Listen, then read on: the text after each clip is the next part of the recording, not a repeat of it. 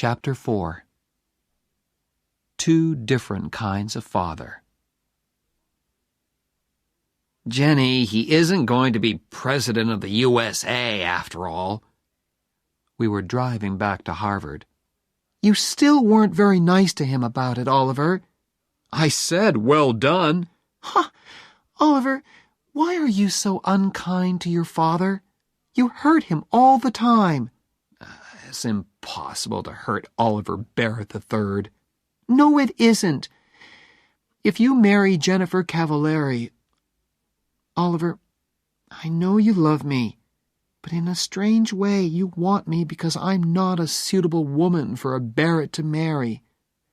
You are rebelling against your father. My father said the same thing a few days later when we had lunch together at the Harvard Club in Boston. Son, you're in too much of a hurry.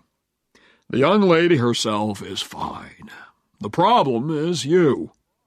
You are rebelling, and you know it. Father, what worries you most about her? That she's Italian, or that she's poor? What do you like most about her? I'm leaving. Stay and talk like a man.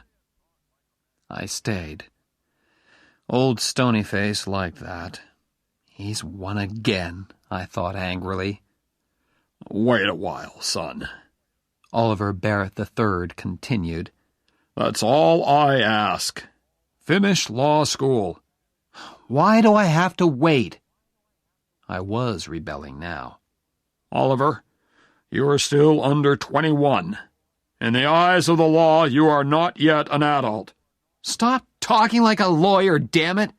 If you marry her now, you will get nothing from me. Father, you've got nothing that I want. I walked out of his club and out of his life. After that, I was not looking forward to meeting Jenny's father. She was his only child, and her mother was dead. She meant a lot to him. I could see a lot of problems there. And I was penniless. How is Mr. Cavilleri going to feel, I thought, when he hears that young Barrett can't support his daughter? Worse, she will have to work as a teacher to support him while he is at law school. As we drove down to Cranston on that Sunday in May, I worried a lot about Mr. Cavilleri's feelings. Tell me again, Jen. Okay. I telephoned him and he said okay. But what does he mean by okay? Are you trying to tell me that Harvard Law School has accepted a man who doesn't know the meaning of okay? It isn't a word that lawyers use much, Jen. Just tell me again, please. He knows you're poor and he doesn't mind. Stop worrying, Oliver. Jenny lived on Hamilton Street. It was a long line of wooden houses with children playing in front of them and whole families sitting on their front steps.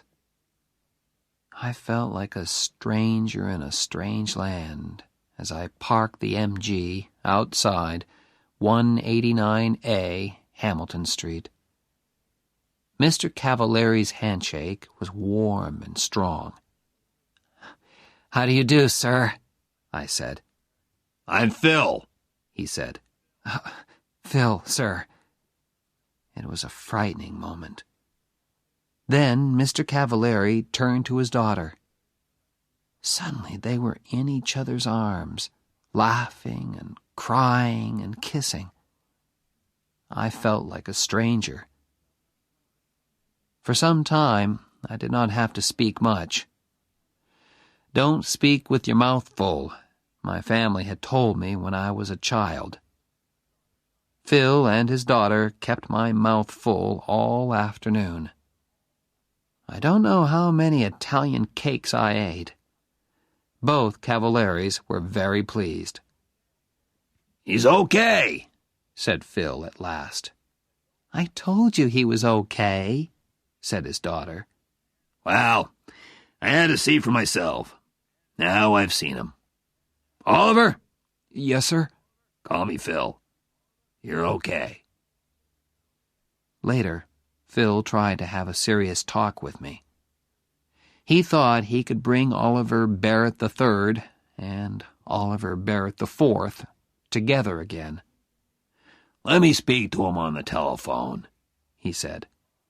A father's love is a very special thing.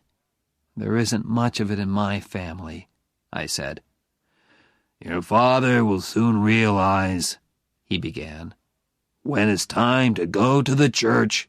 Phil, said Jenny gently, we don't want to be married in church. He looked surprised, then unhappy. But he spoke bravely. It's your wedding, children. You choose. It's okay by me. My next meeting was with the head of Harvard Law School. I'll need a scholarship for next year, sir, I said politely. A scholarship? I don't understand. Your father... My father has nothing to do with it, sir. We've had a disagreement, and he isn't supporting me anymore. The head took off his glasses, then put them on again. I continued. That's why I've come here to see you, sir.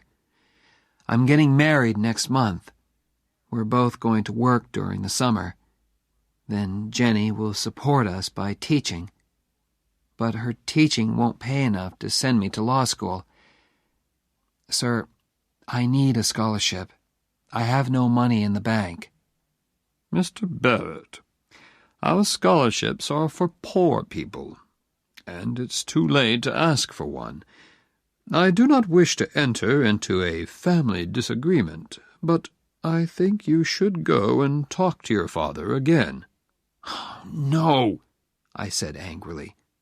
I am not, repeat, not going back to my father to ask for money.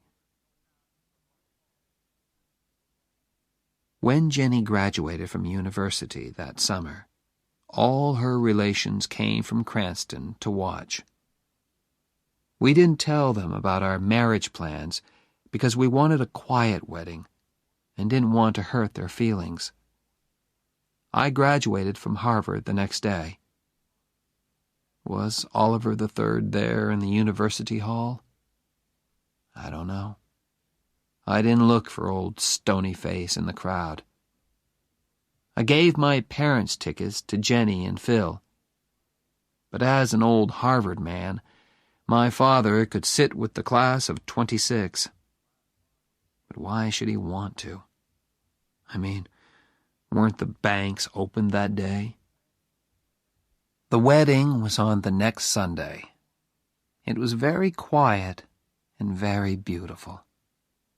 Phil was there, of course, and my friend Ray Stratton. Jenny and I spoke about our love for each other and promised to stay together until death. Ray gave me the ring, and soon Oliver Barrett IV and Jennifer Cavilleri were man and wife. We had a small party afterwards, just the four of us. Then Ray and Phil went home, and Jenny and I were alone together. Jenny, we're really married. Yes. Now I can be as terrible to you as I like.